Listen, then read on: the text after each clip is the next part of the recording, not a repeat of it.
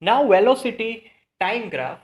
So for this velocity time graph, I'm going to draw velocity versus time graph. Now if this is 0, this is 10, this is 20, this is 30. So our graph is in this direction. So velocity is remains constant with time. This is 1, 2, 3, 4, because our graph is in parallel with the time axis. So time is increasing but velocity is not changing. So here this is called uniform motion, because velocity is not changing, only position is changing with respect to time. Same time interval position is changing in same distance, right? Now if we want to find distance from 1 to 4 second, so now for 1 to 4 second, I have to draw further dotted lines. So distance from 1 to 4 second.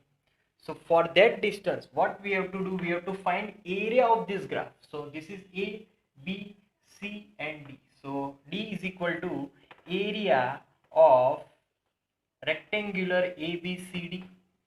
Now area of that, first AD cross DC.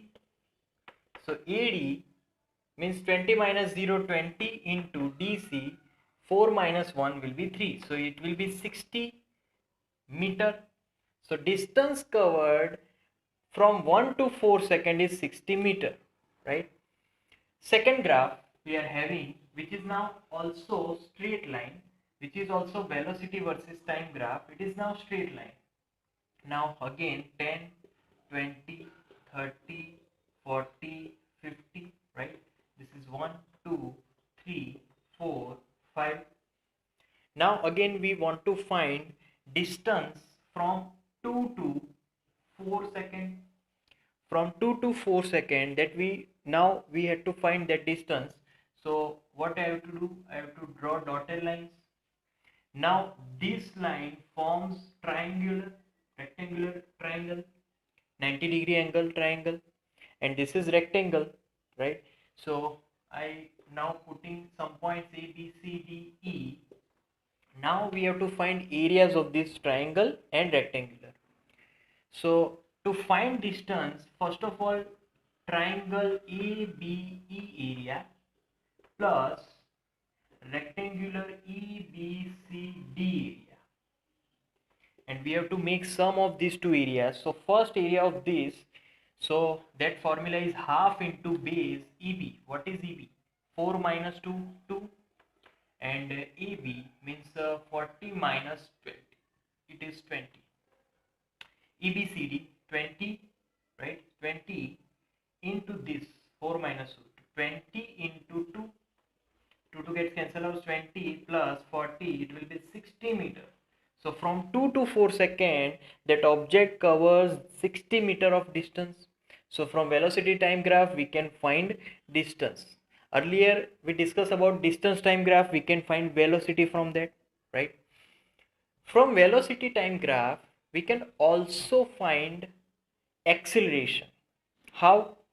So for the same graph, if we want to find acceleration, we have to find slope of this graph. By slope we are getting acceleration, but to find same from same graph we have to find distance. So we have to find area of the respective uh, that time interval, right? So that is the velocity time graph. Now if we are having two different graphs, is for example, this is again velocity time graph, but now that graph is in this direction, it is also straight line, but we can tell that of this about graph, that here velocity is decreasing with respect to time, because graph is in decreasing manner. If we are having this graph which is velocity versus time, so it is not linear, it is changing somehow in some certain distances times, it is increasing, but after that decreasing, increasing, decreasing. So this graph is non-linear. Non-linear means this graph is non-uniform, so it is called non-uniform motion, because it changes its direction as well as magnitude with a different time interval. So it is called non-uniform motion. So that is velocity time graph.